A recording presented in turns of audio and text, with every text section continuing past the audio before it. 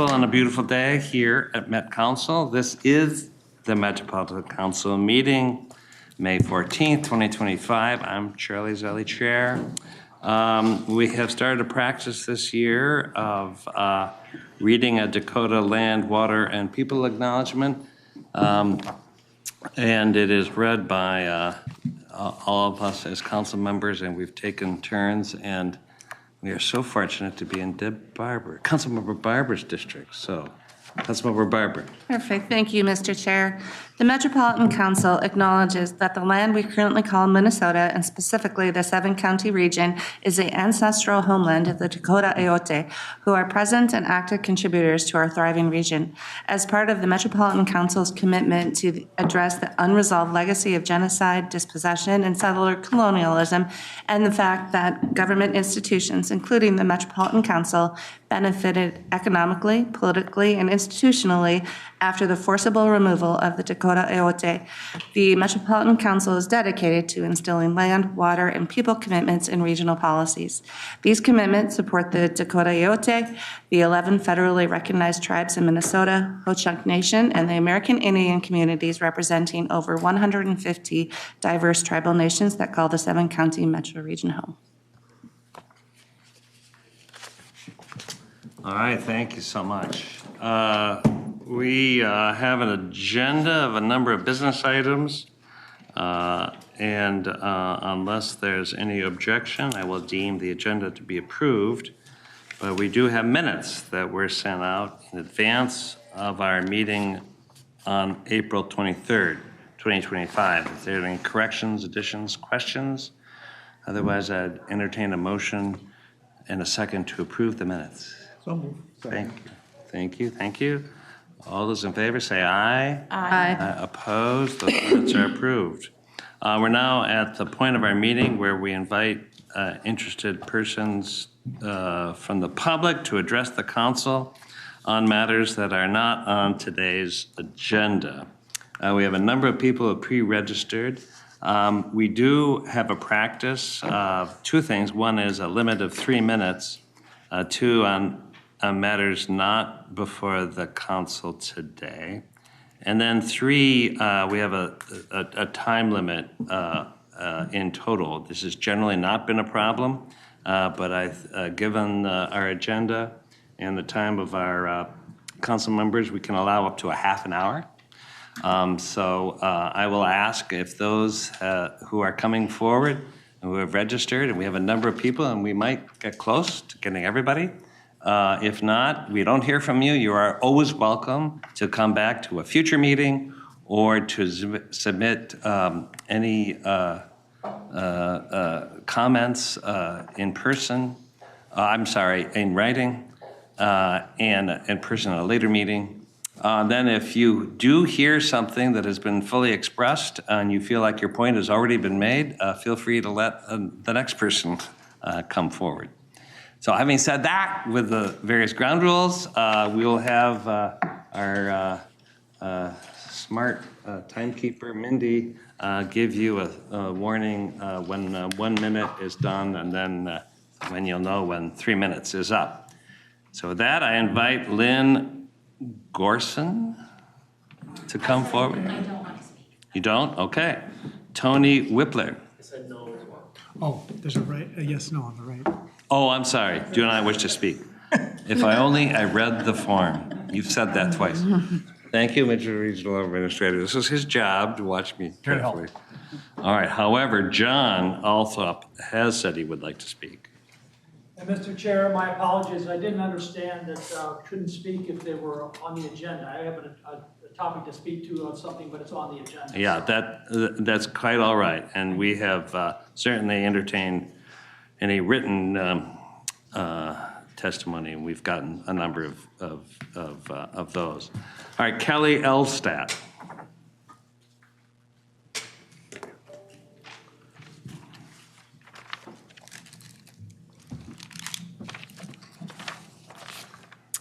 Good afternoon, council members. I'm Kelly Elvested. I live in Castle Rock Township, and I thank you for the opportunity to speak today. I am not going to talk about the issue that's my top concern, but I am going to address and express my support to you all for fair, lawful, and cooperative regional planning. Principles that are core to I know what all of you guys do.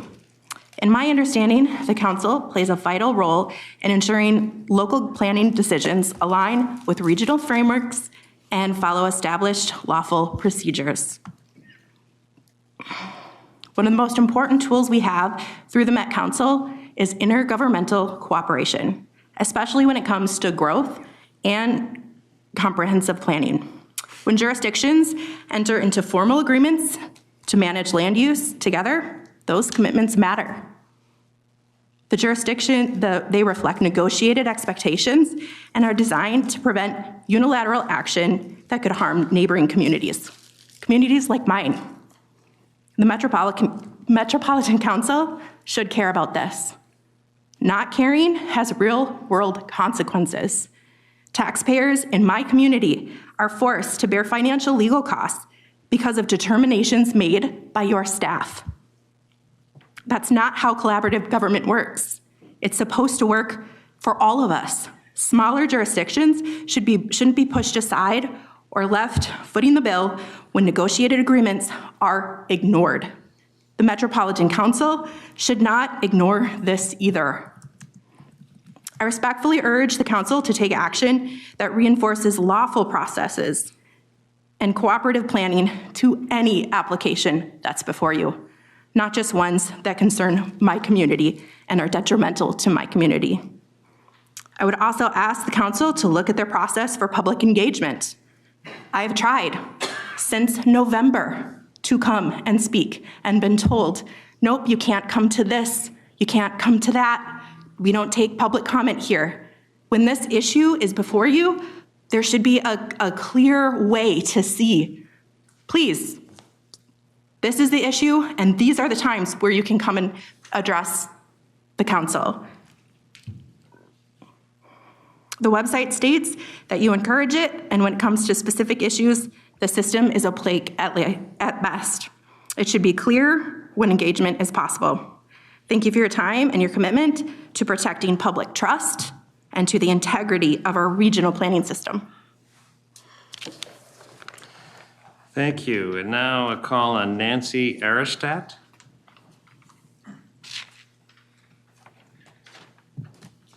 Can I stand? Yeah, you can say. Sure. Okay, thank you. I'm here to talk about something that should be at the core of any democratic process, the right of the public to be heard. History has shown us time and again that progress is born when voices are allowed to speak, especially, when those voices are the minority, or come from poverty, or do not own the power. In 1873, Susan B. Anthony stood in the courtroom charged with the crime of voting, as women were not allowed to vote. The judge would not let her testify in her own defense, telling the jury to find her guilty without discussion. But Anthony did not stay silent. She stood up and declared resistance to tyranny is obedience to God. Her words sparked the fight for women's voting rights, proving that silencing voices only strengthens them. In 1852, Frederick Douglass was invited to speak at a July 4th celebration in New York, a symbolic gesture. Douglass delivered his famous speech, "What to the slave is the 4th of July?" and used the opportunity to expose the hypocrisy of a nation, celebrating liberty while keeping millions enslaved. His words didn't just criticize, they forced Americans to face their own contradictions and inspired the fight for justice. He spoke truth to power even when uncomfortable. These stories are reminders of the transformative power of allowing the public to speak, to question, and to be heard. This is not just an abstract principle, it is a commitment that cities make and that the Met Council has made to its residents, as clearly stated in its regional core values and its Thrive MSP 2040 plan. The list of your values include community engagement, being transparent and flexible so you can change course when needed, making all people feel welcome, included, and empowered, and being open to criticism and clearly understand when you are not achieving results or have harmed communities. Your goal is to value the people and the communities of your region. Here you are today facing some important decisions. Voices were turned away from the very forum meant to serve the public. Does the council truly engage a full cross-section of the community if it silences those most affected? Is this council a body that encourages voices or one that silences them? Do you choose the courage of listening or the comfort of avoidance? The right to speak is not just a privilege, it is the foundation of any government that claims to serve the people. Thank you. All right, thank you. Jeff, I call him Jeff Schattler, is that correct? Yeah, go ahead. Council, thanks for letting me talk tonight. I'll be delicate with what I talk about. My name is Jeff Schottler. I live in Farmington, Minnesota. Pretty sure you guys know the reasons why I'm here today, and a lot of the people behind me are here. I'll try to be quick. Met Council will soon receive many applications for rezoning for the same general type of industry and general type of development that you're seeing tonight. I urge you to do the best job you can and to listen to the cities that present that info, the residents that have input on those concepts, but listen to your hearts. Allow what is right for your neighborhoods and safely guide what is not right for every neighborhood. People use zoning and comprehensive land use plans to guide financial decisions, home buying decisions, and investments. To undermine and neglect zoning, comp plans, and residential rights every time a local city asks, it defies logic. To say as long as they have checked some boxes removes the entire reason for zoning and comp plans.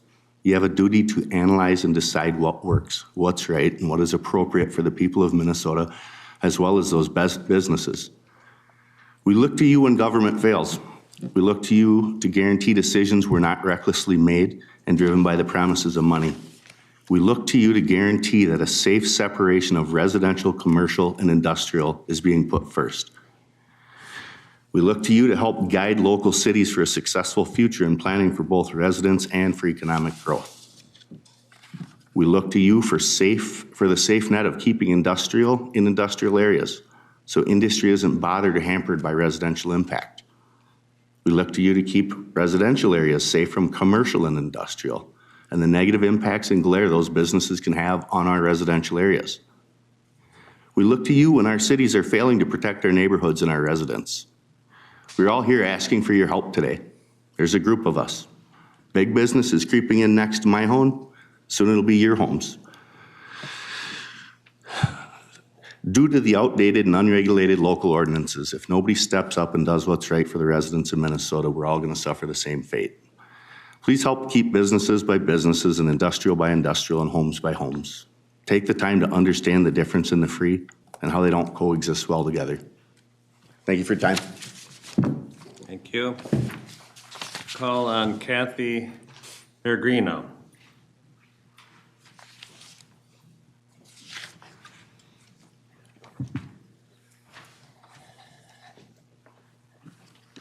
Hi. I'd just like to make a comment about noise in projects.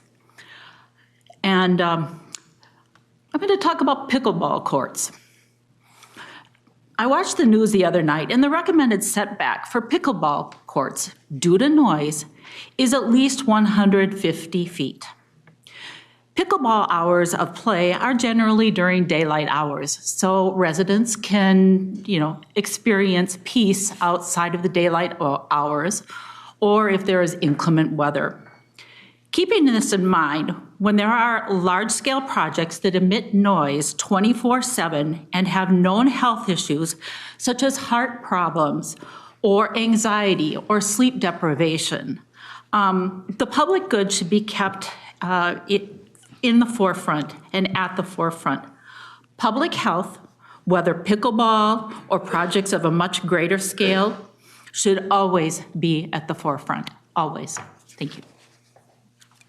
Thank you. And now call on Andrew Boardman.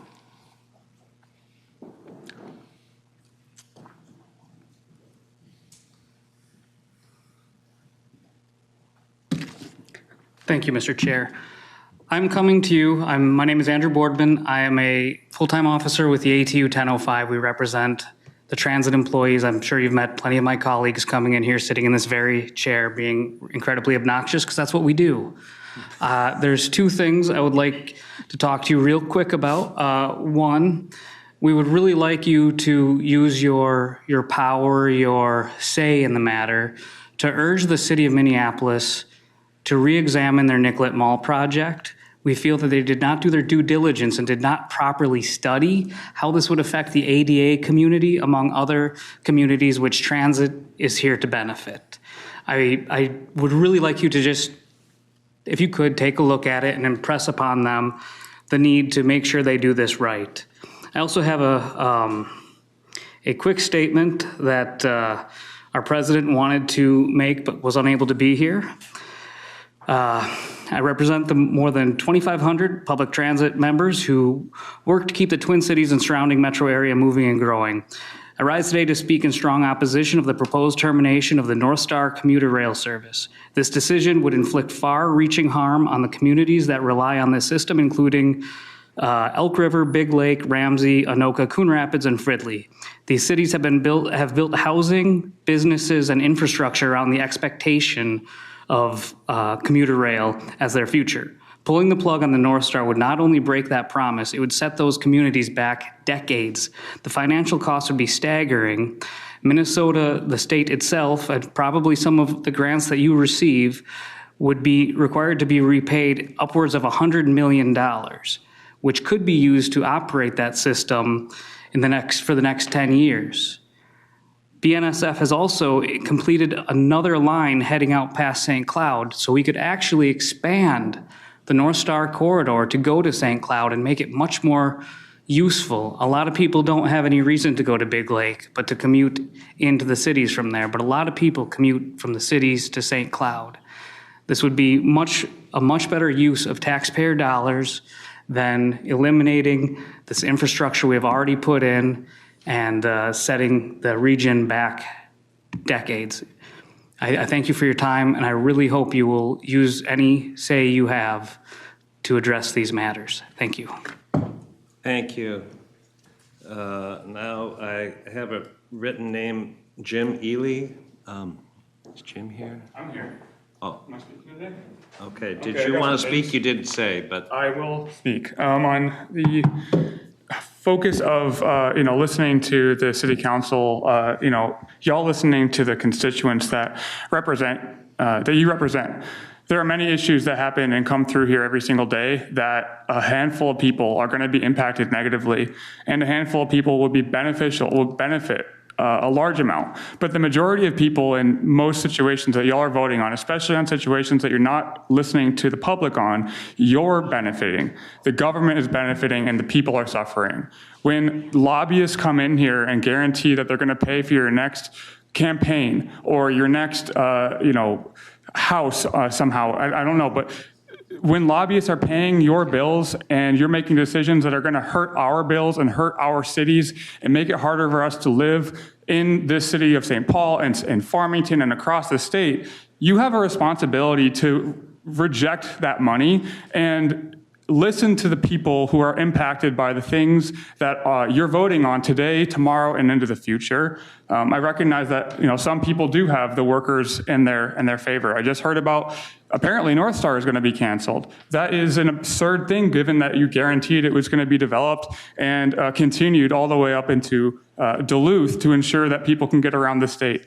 When Waltz forced workers back into the city starting June 1st, all these people now have to figure out how they're going to get to the city when they guaranteed that they live and work remote. And now we have less and less public transport. We have less options for people to get to the city that we need apparently economic growth in, while it's all on their dollar. They got to sit through 94 traffic when they got 2 lanes. They got to, take the health negatives that come with being on the highway all day and experiencing these negative impacts of the decisions that y'all are making. So, in the future, please allow for public discourse on things that are happening today, on the same day, and in the future.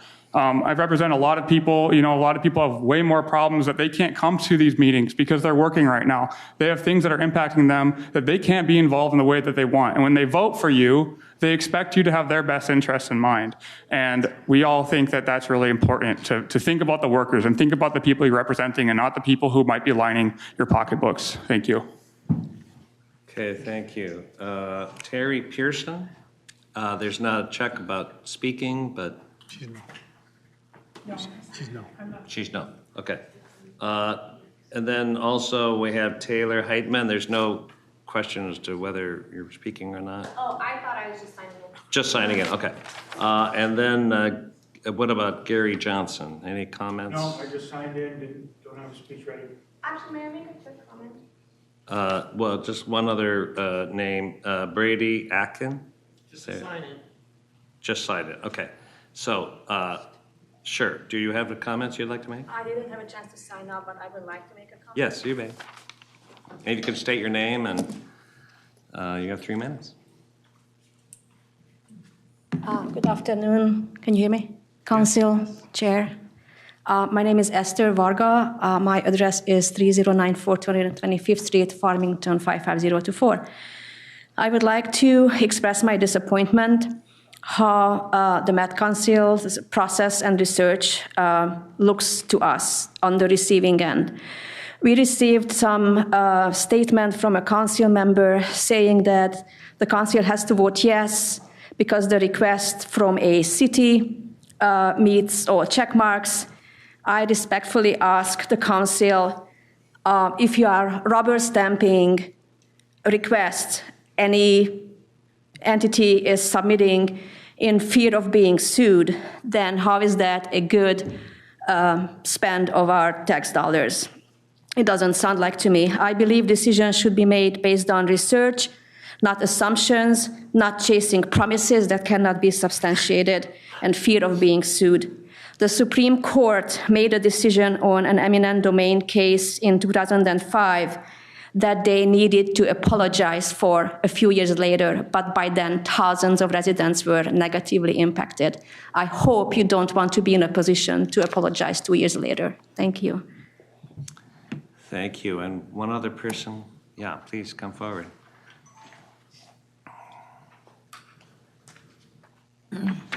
My name is Taylor Heitman. I live in Farmington. I don't have a lot to say. I mean, I have a lot to say, but not here. My main thought right now in this moment is you started this meeting with this Dakota Land, Water, and People acknowledgement, and in light of recent events and a lot of projects going up around the state right now, this acknowledgement means bubkiss without action behind it. And I just want you all to keep that in mind. All right, thank you. Is there any other members of the public who want to make any public statements? All right, thank you for those that have. We're on to our consent agenda. Is there a motion and a second to approve the consent business items? So moved. Second. Thank you. Any discussion?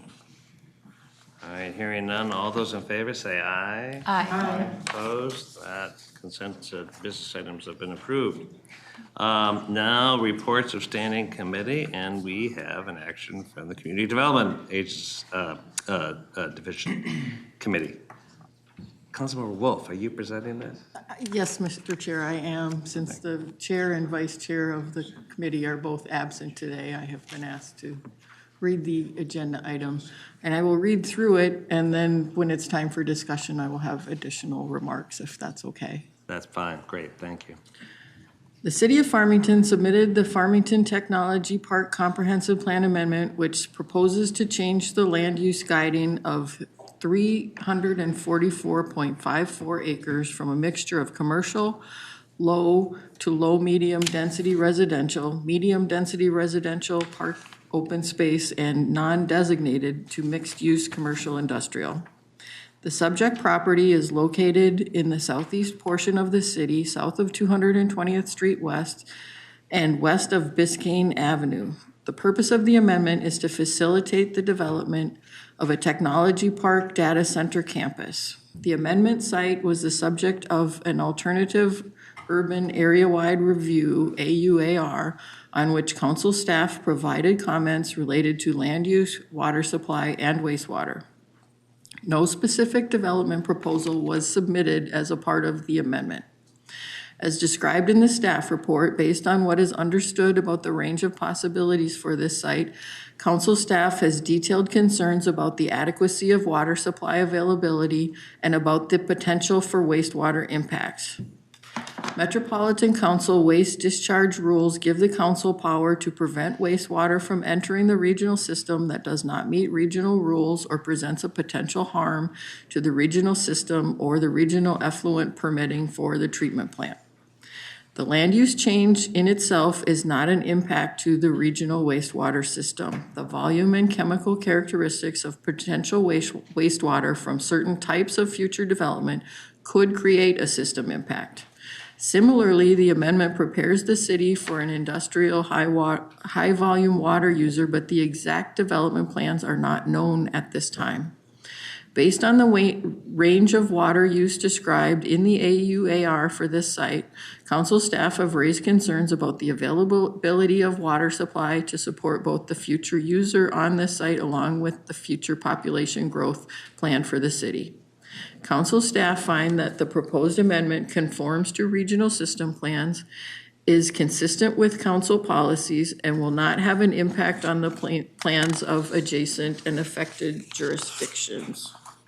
We note that there has been a lot of controversy related to the proposed uses on the site. I would like to restate that the council's role related to review of comprehensive plans, however, is limited to the items that I just noted. Conformance with regional system plans and consistency with council policies. Therefore, Mr. Chair, I move that the Metropolitan Council adopt the attached review record and take the following actions. Authorize the city to place its comprehensive plan amendment into effect.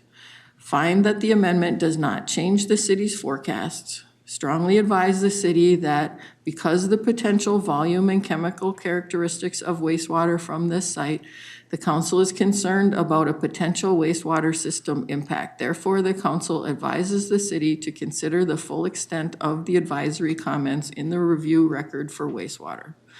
Because of the volume of projected water use identified for this site, the council is concerned about the potential water demand trade-off between this immediate industrial use versus the population future growth of the city. Therefore, the council advises the city to consider the full extent of the advisory comments in the review record for water supply and advise the city that its plan remains inconsistent with the council housing policy and it may not draw down funds awarded by Livable Communities Act programs, and to implement the advisory comments in the review record for forecasts. Thank you. Is there a second? Second. Thank you.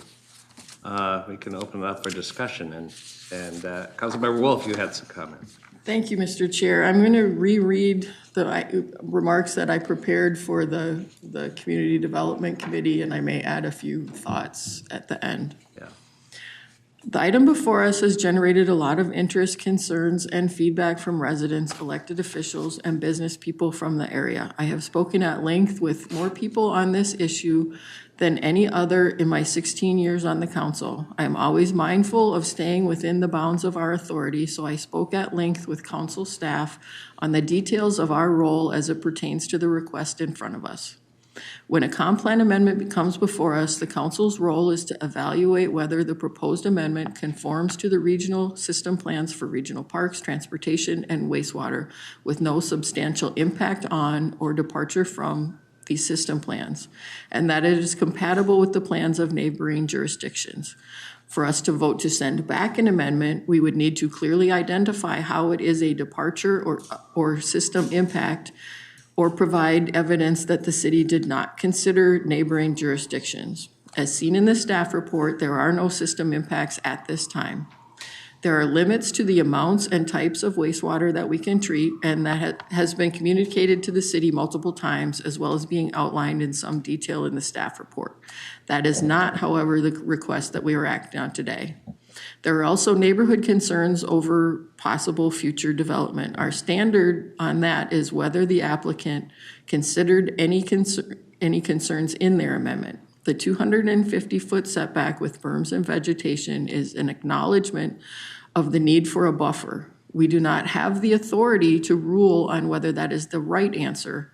Our role is just to check that the applicant did consider the concerns. When we vote on a plan amendment, we are not voting on whether we like the plan, nor are we issuing a ruling on any lawsuits or requests to other government agencies. We are required to vote on whether the application followed the rules, which this one does. I understand the frustration and concerns of the owners of neighboring properties, but state law is clear that the Metropolitan Council's authority is limited and that local governments have the right to make land use planning choices such as this one, as long as they have completed the statutory requirements. And I would also add that there's been a lot of accusations thrown out that have been kind of mean. And I've done this for a very long time. I'm not afraid to vote no on a policy thing. There's judicial authority and legislative authority. When the city is deciding what they want to do on this land use thing, they have legislative authority that they get to decide what they like or don't like, and they have a lot of power. When we're evaluating that request, however, we have judicial authority, which means if it follows the rules, we have to say yes. And folks in Castle Rock Township experienced that a few years back when they said no to a cemetery and got sued. And then the cemetery happened, but after a bunch of legal expenses and a protracted battle. Life never gets better when the lawyers get involved. No offense, Madam General Counsel. I really feel for the residents on this. I have talked with many of them. I drive past there frequently. And I have friends on both sides of this issue that are not speaking to each other because of all of this. It's been very, very stressful, and I take what we do very seriously. If I had the authority to vote on whether I liked it or thought it was a good idea, I would do that. But I am respectful of what state law says with regard to land use, and that's not something that can be part of my decision. It's been referred to as check the boxes, but it's following state law, and I respect my role in that. And I'm not getting rich. None of us. You're richer than me. You got more money than me sitting there. I make $20,000 a year Yeah. doing this, and I pay self-employment taxes, and I qualify for the earned income You tax make a lot credit. less money when the data centers are taking all your energy Point of away order. from you. Yeah, we're not engaged in the Right. conversation. She engaged with me. I'm going to ask you to not make any comments. I do this because I care deeply about the community, and this has been a really, really hard thing to go through. I've worked countless hours talking with residents and staff and trying to make sure that we do the right thing. If I could find a way to say that it was a substantial departure from regional system plans, I would absolutely vote no. But I have to uphold state law, which is why I am going to vote yes on this item. So thank you. Thank you for your thoughtful comments and for the work you've put into this issue. Are there any other comments, questions? Mr. Chair. Councilmember Johnson. Thank you, Councilmember Wolf. I know this is a hard vote for you. I, just like you, have served in local government as a city council member and a mayor for a very long time. So I really, really have a lot of empathy for what you're going through. Having been a city council member and mayor where development plans were coming through, we had a lot more authority when we were acting legislatively to say no to development when we could and when it was right. It's really hard for me to come to Met Council and realize that my authority has changed in this position dramatically. And when we take our oath of office, we swear that we will follow the Constitution and the laws of state of Minnesota. If I was in your shoes, I'd be sitting where you are right now, and I'd be saying the same things. The battle is at your city council. That's where they have the authority to do this. I think our hearts are all with you tonight. In my watching of data centers coming into the state generally, I'm like, this is a big deal. Something kind of, it's not new to Minnesota, but I think, picking up its pace because of the rapid need for data centers. That, though, has to be zoned and planned for at the local level, at your city level. They do have the authority to make the changes that you want. We need to follow state law, and we don't have that authority right now. The one question I have is I wish, and sometimes we see this with comp plan amendments, is that you will see the development that is coming with the land use change that they're asking for. We know that something is coming in this case. We've done some of that work. There was an ask to make sure that we do our research and do our homework. We do. We have great staff here, and we are intent on making sure that this body and other bodies that review this, whether it's community development or this council, have the needed reports to follow to make those decisions that we need to make. So I get it where you're coming from, and yet we have to follow state law. So given the scenario that we have before us, I'm going to be voting yes as well, but it's one of those that makes my stomach turn because I know what you're going through. And I appreciate everybody that's emailed me. I haven't been able to get, I represent another part of the region, and we have our issues going on there too. So I just encourage all of you to get back to the city and keep up the fight. If we could do something tonight, I don't know how everybody else will vote, but if we are following the law, we have to vote that way, and I know that's very disappointing. We've had other groups come before us kind of at the tail end of a process wanting us to be able to upend it, and that's really not our role. So I just wanted to say that. And as for taking money for our elections, we don't run for office, we're appointed. I don't think any of us are lining our pockets or people are buying our homes. That is certainly not the case. Most of us got here because we, just like you, probably showed up at some meeting somewhere in our life going, what's going on? I need to get involved. We've probably dedicated a lot of hours, just like you are doing right now, not being compensated just to make sure the right decisions are made. So I just want you to know that we too try to carry ourselves with integrity and also with empathy and sympathy for what you're going through. So I wish I could vote differently, but this just is not our role in this entire process. I encourage you to just get back to the city of Farmington and do what you need to do to pressure them. They've got the authority to make this change. Thank you, Councilmember Johnson. Are there any other comments, questions, thoughts? I'm sorry, Peter. Yeah, thanks. At yesterday's Environment Committee, we were given a reality check about data centers in general. Could you speak up? Yeah, sorry. Hi. Yesterday, we had an Environment Committee meeting where at the end of that committee meeting, and by the way, the video is online. I double-checked today if you'd like to check it out. Where at the end of the meeting, the last 5-10 minutes or so, we discussed just data centers in general and what we are doing within our environmental services, wastewater division, as well as community development division. And it was noted at that time that in the last 3 years in our region, there's been 10 high water usage entities, facilities coming into our region. 7 of the 10 have been data centers.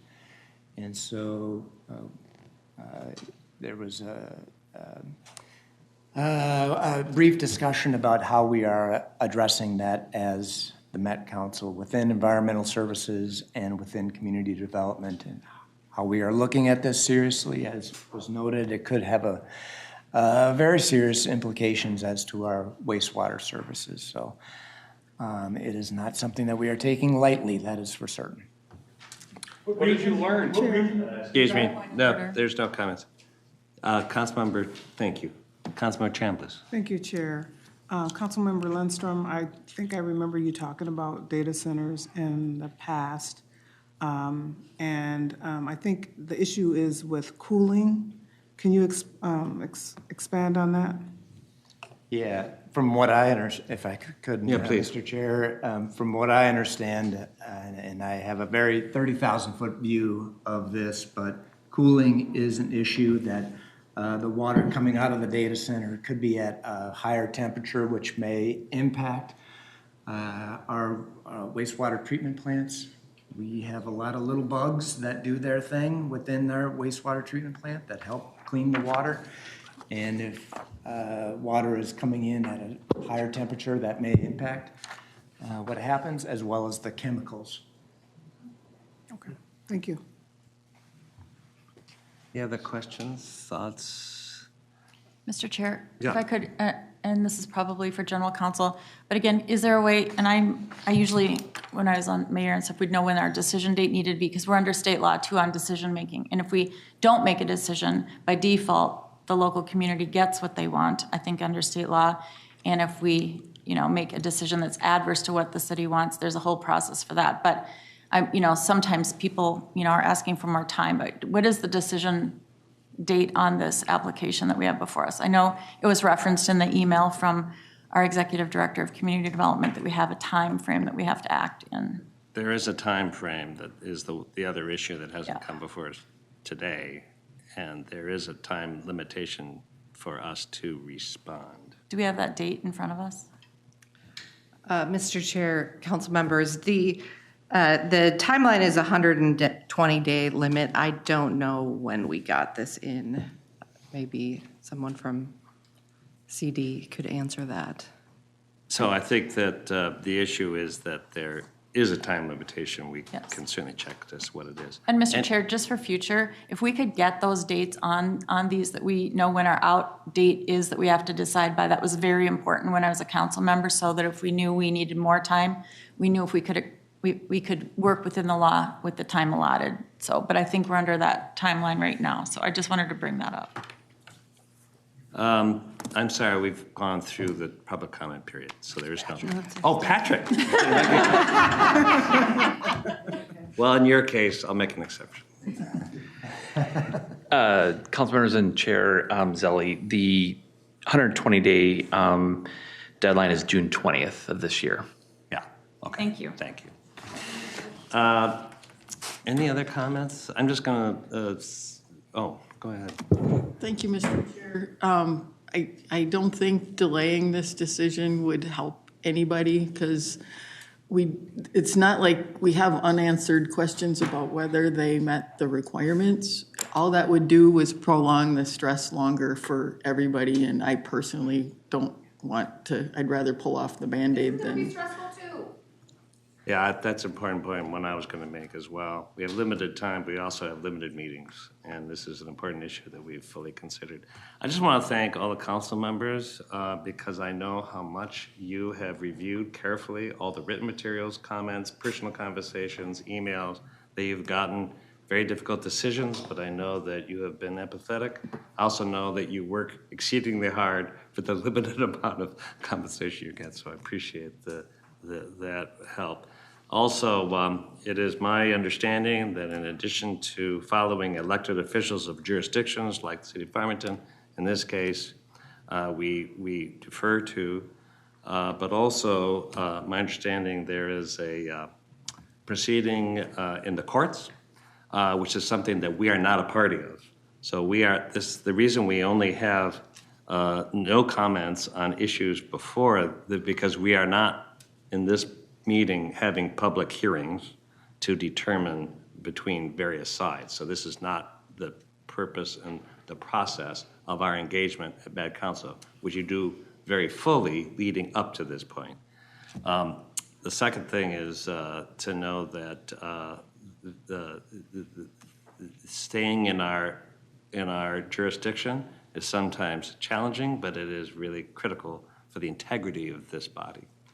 So having said that, I'm ready to call for a vote unless I hear anybody else wanting to talk. All right, all those in favor say aye.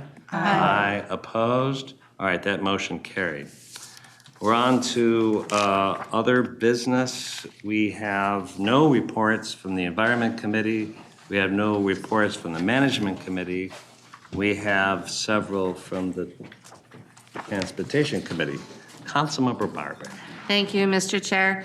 Mr. Chair, council members, business item number 2025-109 relates to the sole source contract with Fontis to provide on-route systems.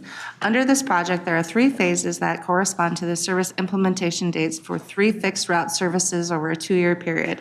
Phase 1 is for Southwest Transit, includes 10 on-route systems. Phase 2 is for Metro Micro and includes 17 on-route systems. Phase 3 is for the MTS network now and includes 12 on-route systems. MTS has been using the Transit Master on-route system since 2009, joining the larger Metro Transit system that has been using this technology since the mid-2000s. This system is a critical piece of the fixed route infrastructure that will support 2025 expansion of Southwest Transit and Metro Micro, as well as the 2025-2026 Network Now fixed route expansion. System capabilities include driver schedule adherence assistance, continual vehicle location for dispatchers, emergency response notifications, providing real-time information to customers through Next Trip, and storing historical passenger count data. Regional Transit Capital Funding will support this contract. Therefore, Mr. Chair, I move that the Metropolitan Council authorize the regional administrator to negotiate and execute a sole source contract 24P103 with Fontis to provide 31 on-route systems that include installation, licensing, and configuration in an amount not to exceed $897,685. Great, thank you. Is there a second? Second. All right, is any discussion, comments? All right, hearing none, all those in favor say aye. Aye. Aye, opposed, that motion carried. Councilmember Barber. Thank you, Mr. Chair. Mr. Chair, council members, business item number 2025-114 is regarding the authorization of the regional administrators to negotiate and execute a lease agreement with other entities to utilize idle North Star equipment. This is in response to requests from the Dallas Area Rapid Transit, or DART, and Amtrak to support events and service needs of national significance. The equipment requested is currently not in use and available without any negative impact on North Star service. This will require Federal Transit Administration concurrence. Initial contact has been made, and FTA has responded with this information, or with the information needed for them to authorize the use. Insurance, transportation, and Federal Railroad Administration required maintenance while away from Metro Transit will be the responsibility of the lessee. Therefore, Mr. Chair, I move that the Metropolitan Council authorize the regional administrator to negotiate and execute lease agreements 25M036 with Dallas Area Rapid Transit on behalf of Trinity Railway Express and with Amtrak of idle North Star equipment subject to FTA concurrence. Second. Thank you. Is there a second? Second. Second, thank you. Any discussion, questions? My understanding, this is excess equipment that goes beyond even what we are currently operating. Yes, Mr. Chair. We will maintain control of what we need to operate as well as a full spare set of everything that we would need as a backup. Great, thank you. Any other questions, thoughts? All right, all those in favor say aye. Aye. Opposed, that motion carried. Councilmember Barber. Thank you, Mr. Chair. Mr. Chair, council members, business item number 2025-115 is to negotiate and execute a sole source contract with Ryan Equipment to procure rail car mover equipment for the Green Line extension. The Metropolitan Council requires a specialty vehicle, also known as the rail car mover, to move light rail vehicles for use in system integration testing on the Green Line extension LRT project and for future use as an emergency recovery vehicle. The rail car mover is required as the traction power system used to operate the LRVs will not be fully energized prior to initiating testing of the system.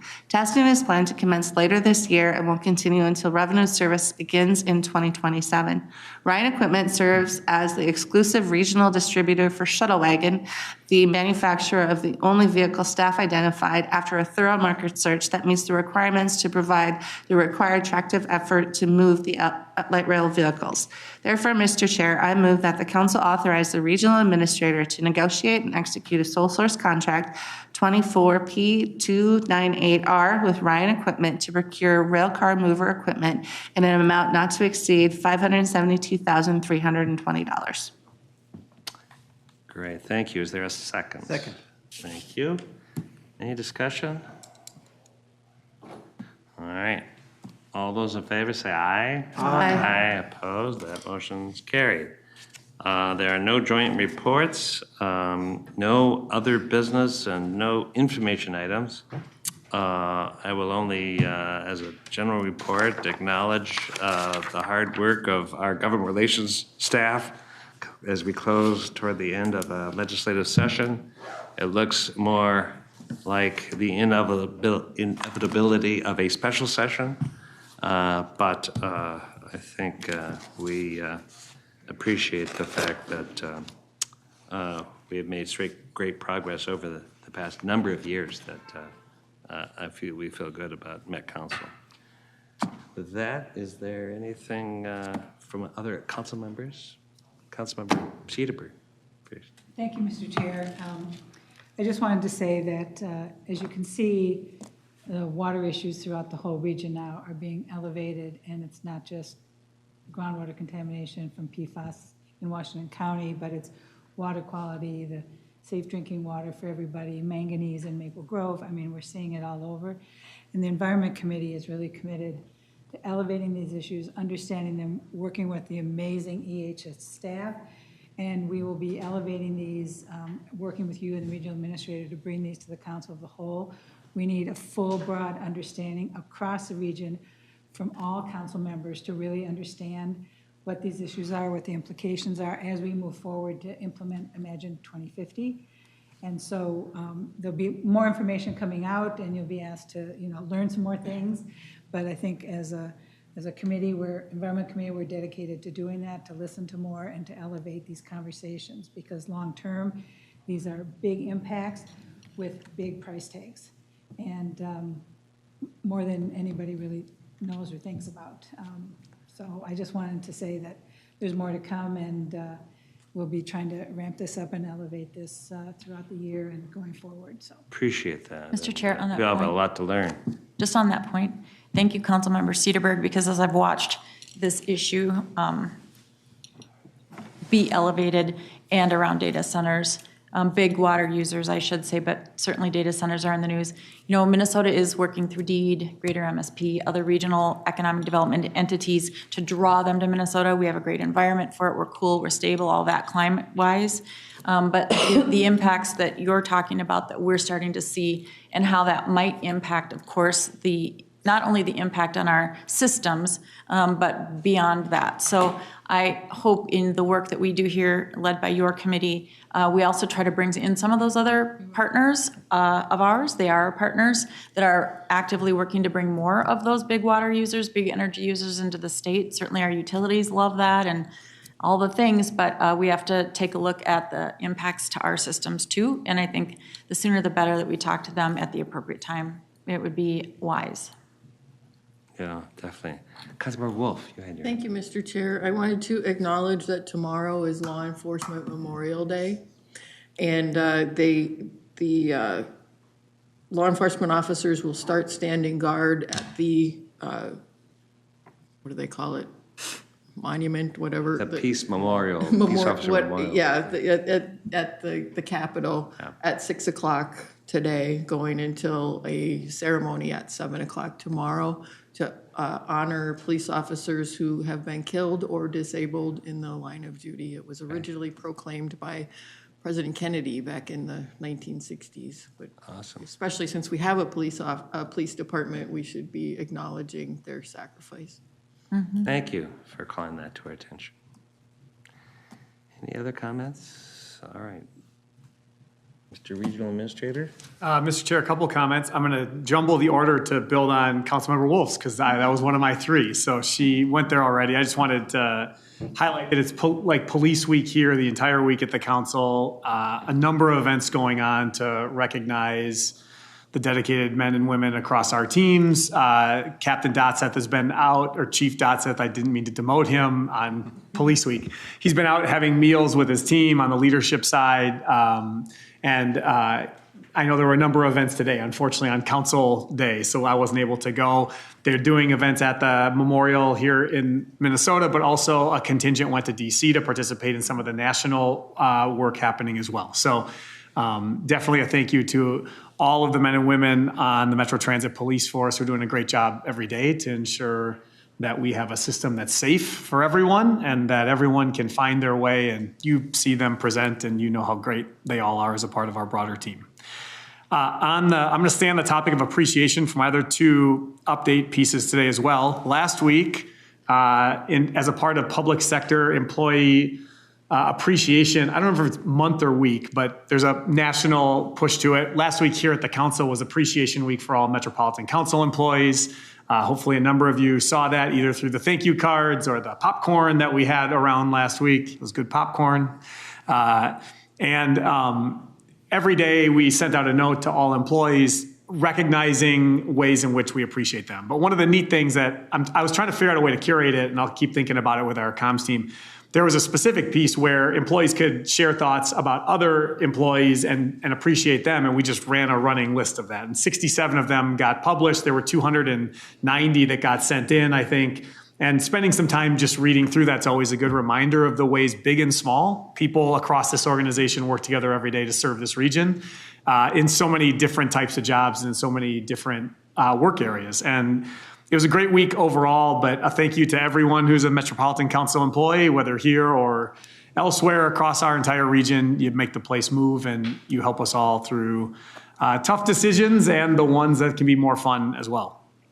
And then last week specifically, we had our second session with our culture ambassadors. So 250 of our employees who have raised their hands to be identified as one of our culture ambassadors as a part of our culture work happening across the organization. This reflects the next couple of levels of leadership down from the senior most leaders in the organization. And we were together in Shoreview last week talking about what does appreciation look and feel like on the ground across different areas of our organization. What does that sound like? What does it look like? What does it feel like? It's not the same in every single area. And so while we can talk about valuing people as one of our core principles, how that looks in this building is going to look different than in some of the other places across our organization. And frankly, even within this building, depending upon which floor you're on and which team you work for. It was a great day to spend across the organization thinking about how we work both in our important individual areas, but also how we work across.